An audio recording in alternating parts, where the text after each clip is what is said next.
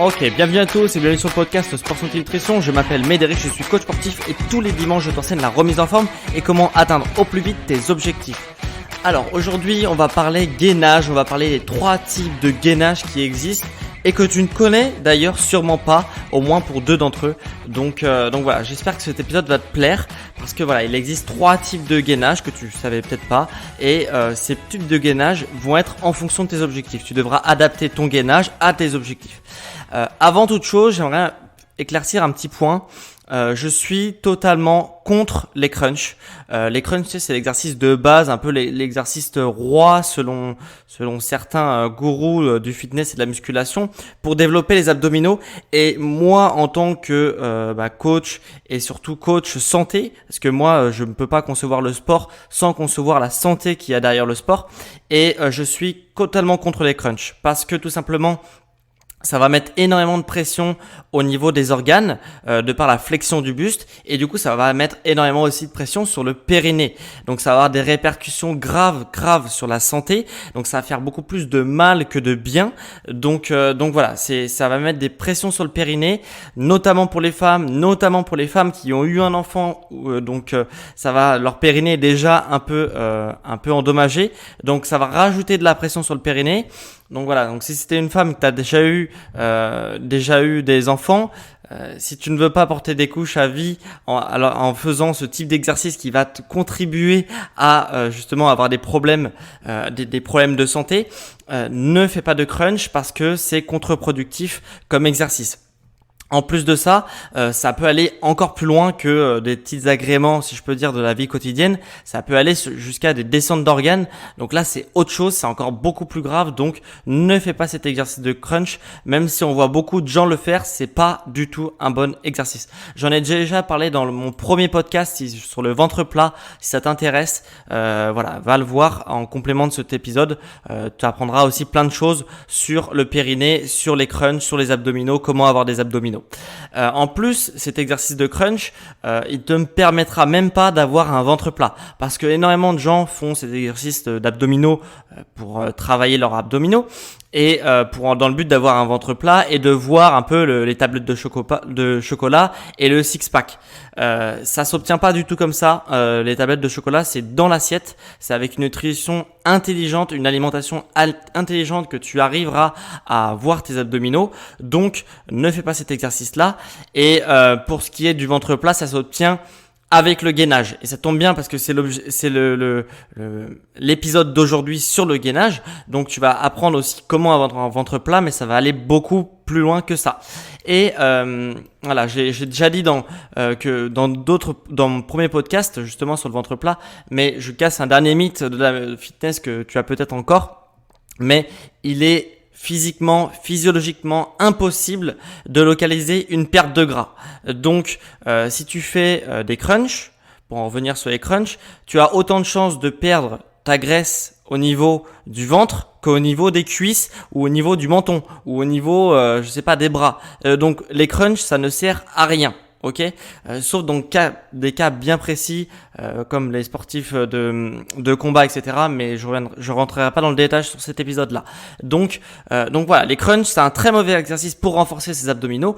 Pour renforcer ses abdominaux et avoir un ventre plat et avoir un bon gainage, etc. Il faut faire du gainage. Voilà, pour renforcer ses abdominaux, il faut faire du gainage adapté en fonction de son objectif et adapté en fonction, le faire pour les bonnes raisons, pas pour des mauvaises raisons qui est perdre de la graisse au niveau du ventre. Ok, donc voilà que j'ai fait ma bonne interlude, préambule sur les crunchs et pourquoi il faut pas faire de crunch, comment on fait pour renforcer ses abdominaux et notamment comment on fait pour avoir un gainage qui soit vraiment super efficace. Parce que le gainage, ça va vraiment te permettre de booster tes performances sportives parce que plus tu es stable, plus tu vas être fort, plus tu vas progresser, plus tu vas avoir des résultats, plus ton physique va se transformer, etc. Donc, le premier type de gainage qu'on va voir aujourd'hui, c'est le gainage traditionnel. Voilà. C'est un gainage qui existe, il s'appelle le gainage statique. Donc, c'est intéressant le gainage. Pourquoi faire du gainage statique? Moi, je le mets pour des pratiquants qui commencent tout juste à se remettre au sport. Voilà, c'est des personnes, si tu es peut-être comme ça, qui reprend tout juste le sport. Peut-être que ça fait 10 ans, 20 ans que tu as arrêté. tu reprends ton sport depuis depuis quelques semaines, c'est intéressant de faire du gainage statique, donc du gainage que tu as déjà vu sur les coudes ou même sur les mains en planche, mais de ne pas bouger durant ta phase de gainage, et tu vas apprendre déjà à stabiliser ton buste, à stabiliser tes épaules et ton bassin, et du coup tu vas avoir un gainage qui va être intéressant pour le débutant, parce qu'au début ça pique déjà ce type de gainage, et ça serait trop contraignant de faire d'autres types de gainage. Voilà. Donc c'est intéressant, et c'est intéressant même chez un pratiquant qui peut le faire, même s'il est plus expérimenté, dans un objectif de santé, et notamment dans un objectif de santé du dos. Ok, je vais y revenir tout de suite, mais très peu dans la performance sportive, parce que c'est du gainage statique. A priori, tu n'es pas statique pendant ton sport, donc ça ne sert à rien de faire un gainage statique pour progresser dans ton sport, où ça va avoir un impact mais très très faible. Par contre, comme j'ai dit, ça va avoir un impact quand même assez fort sur si tu as un objectif de santé, notamment du dos, parce que ça va t'améliorer ta position quand tu es statique. Et quand tu es statique, notamment quand tu es assis au bureau et que tu es statique devant ton PC ou devant, je sais pas ce que tu es en train de faire, mais voilà, quand tu es assis au bureau, tu es statique, et là ce type de gainage là, donc le gainage traditionnel sur les avant-bras, il va être bénéfique pour toi quand tu es statique, quand tu es assis sur ta chaise au bureau. Donc voilà, donc chez le débutant et pour un sportif, par exemple, qui veut aussi prendre soin de sa santé, de son dos, et notamment si tu as des problèmes de dos. Voilà, donc c'est un gainage qui peut être intéressant dans ces cas-là. Alors, le deuxième gainage qu'on va voir aujourd'hui, c'est le gainage dynamique. Alors, celui-là, il est un peu moins connu, bien que je pense que tu as déjà vu des personnes faire ça. C'est en fait tout simplement du gainage où on va apporter du mouvement lors de la phase de gainage. Donc ça, c'est beaucoup plus intéressant pour un pratiquant qui commence à avoir plusieurs mois de sport, donc qu'on dit un pratiquant intermédiaire, voire même quelqu'un qui a plusieurs années de sport, donc un pratiquant expert. Là, c'est totalement le type de gainage qu'il lui faut. Il faut plus faire le gainage statique, il faut passer à un autre niveau. C'est comme tout, quand on progresse, après il faut changer de méthodologie, donc le gainage dynamique. Et ça, ce gainage dynamique, il va être hyper bénéfique pour toi si tu es intermédiaire et expert. Et même si tu es sportif, tu fais pas que de la remise en forme, tu sers de la remise en forme et du fitness, de la musculation, du renforcement musculaire pour progresser dans ton activité physique, donc en termes de préparation physique. Ça va être super intéressant d'inclure ces séances de gainage dynamique, parce que tu vas rajouter justement du mouvement lors de ta phase de gainage, et c'est ce qu'on retrouve dans ton sport, parce que le gainage, ça permet quoi? Ça permet de rester gainé, et donc ça permet de rester stable et fort sans que ta posture se dégrade. Et là, le gainage dynamique, lorsque tu es en mouvement. Donc, a priori, quand tu fais ton sport, tu es en mouvement, donc c'est le type de gainage qu'il te faut. Il faut plus faire le gainage statique, voilà. Donc il faut faire ce type de gainage et ça va permettre d'entraîner ton transverse. Je le rappelle, le gainage, ça sert à entraîner son transverse et les abdominaux un petit peu, en isométrie on appelle ça. C'est-à-dire qu'il n'y a pas de mouvement qui se crée, mais les muscles travaillent quand même. Et le muscle du transverse, ça va te permettre justement d'avoir un ventre plat et aussi d'avoir un gainage qui est très solide, d'être fort, d'être stable et du coup d'être performant dans ton activité physique. Ok, lorsque tu es en mouvement. Donc c'est vraiment hyper intéressant chez le sportif de faire un gainage dynamique. Voilà. Et le troisième type de gainage que tu as peut-être jamais entendu, c'est le gainage dorsal ou lombaire. Ok, il y a deux noms. Moi je dis gainage lombaire, mais il y en a qui disent gainage dorsal, ça c'est déjà vu. Donc lui c'est un mix entre les deux. C'est un mix entre le gainage statique et les bénéfices du gainage statique et les bénéfices du gainage dynamique ou le gainage sportif aussi, on peut appeler ça comme ça. Donc ce type de gainage, il est totalement fait pour un public intermédiaire et même un public qui est expert. Donc si tu as plusieurs mois, même plusieurs années de pratique, il faut faire ce type de gainage. Il faut inclure ce type de gainage dans tes routines quotidiennes, puisque il sert à stabiliser en fait ton bassin lorsque tu es en mouvement ou lorsque tu es statique. Donc tu peux réaliser le gainage dorsal ou lombaire en mouvement ou de façon statique. Ça va pas être pour les mêmes objectifs, comme tu l'as compris, soit pour ton sport, soit pour ta santé de ton dos, et il va sert à stabiliser le bassin. Alors que le gainage traditionnel, le gainage donc soit statique, soit dynamique, classique, lui, il va permettre de stabiliser principalement ton buste. Et là, le gainage lombaire, il va permettre principalement de stabiliser ton bassin. Et le bassin, c'est aussi un facteur de performance dans ton activité physique. Parce que plus ton bassin il sera stable, plus tu seras équilibré, plus tu auras un bon équilibre, plus tu seras performant, plus tu progresseras. T'as compris un peu la chanson.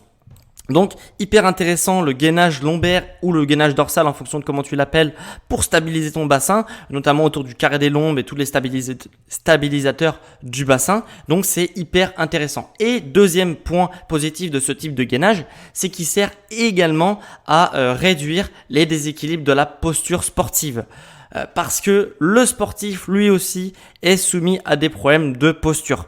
Parce que en fonction de ton sport, il se peut, c'est pas forcément obligatoire, mais il se peut que ton bassin soit légèrement déséquilibré vers l'avant. Ok, parce que tout simplement ta chaîne antérieure, donc la chaîne, par exemple si tu te regardes dans le miroir, tu vois un certain nombre de muscles, c'est ta chaîne antérieure, tu vois, c'est les pectoraux, l'avant des bras, l'avant des cuisses et tout ça. Ta chaîne antérieure est surdéveloppée quand tu es sportif sur certains sports et du coup, ton bassin, qu'est-ce qu'il fait lui? Il s'enroule un petit peu vers l'avant et ça va causer donc déjà un creux lombaire très prononcé et un bassin qui est enroulé vers l'avant. Donc c'est pas bon parce que ça met énormément de pression sur ton dos, notamment au niveau des lombaires, et ça met aussi énormément de pression sur d'autres articulations comme celle du genou et de la cheville parce que ta posture est déséquilibrée vers l'avant, donc c'est tes genoux qui vont compenser. Donc c'est un problème aussi. Donc ce type de gainage peut t'aider à réduire tes problèmes de posture et les déséquilibres que ton sport te crée, parce que le sport crée malheureusement aussi des déséquilibres. À force de répéter un mouvement à longueur de journée, on se crée aussi des déséquilibres. Donc il faut compenser en incluant par exemple des exercices de gainage lombaire comme on vient de le voir. Donc voilà, donc 3 types de gainage, je me répète, le gainage statique plus accès débutant et santé de ton dos, notamment que tu es assis parce que tu es statique. Le gainage dynamique qui va être plus pour les pratiquants qui commencent à avoir un peu d'expérience, donc plusieurs mois, voire même plusieurs années. C'est le gainage qu'il faut adopter une fois qu'on est lancé en fait. Et il permet de rester gainé de façon dans ton sport. Donc c'est hyper intéressant chez le sportif et voilà chez le pratiquant un peu plus expérimenté. Et le gainage lombaire qui lui est un mix entre les deux qui va te permettre de stabiliser ton bassin, alors que les autres types de gainage permettent plus de stabiliser ton buste et réduire les déséquilibres de posture, notamment au niveau du bassin qui s'enroule vers l'avant. Donc voilà, 3 types de gainage en fonction de tes objectifs, en fonction de ton niveau aussi et en fonction de si tu as des problèmes de posture ou pas. Donc le gainage, c'est hyper intéressant. Donc maintenant, si tu en as marre de faire du gainage traditionnel sur les coudes, voilà, si tu as pris l'habitude d'inclure dans tes séances du gainage traditionnel sur les coudes, là ou sur les mains, voilà, je sais pas comment tu fais ton gainage ou même du gainage latéral, je te propose de passer ton entraînement à un niveau supérieur. Voilà, pour avoir tous les bénéfices du gainage sur ta santé, sur tes performances, ta posture et aussi sur ta silhouette parce qu'il travaille aussi le muscle du ventre plat, le gainage. Donc voilà, si tu veux passer ton entraînement à un niveau supérieur, je t'invite à cliquer sur le lien en description parce que dans ce lien en description, tu pourras recevoir un PDF qui te donnera 13 exercices de gainage que tu peux directement inclure dans tes séances et tes routines d'entraînement actuelles et du coup, ça te permettra d'avoir tous les bénéfices du gainage. Je te montre tous les types de gainage et quels exercices pour quel type de gainage et pour quel type de niveau. Donc va voir en description si ça t'intéresse pour avoir des idées d'exercices à inclure dans tes routines d'entraînement de gainage. Voilà, donc on en a fini pour cet épisode sur le gainage, sur les différents types de gainage et pourquoi aussi il ne faut pas faire de crunch. Donc maintenant tu pourras le répéter à ton entourage si tu vois des gens faire du crunch. Et on se retrouve dimanche prochain pour un prochain épisode sur le podcast Sport, Santé, Nutrition. Allez, ciao les sportifs!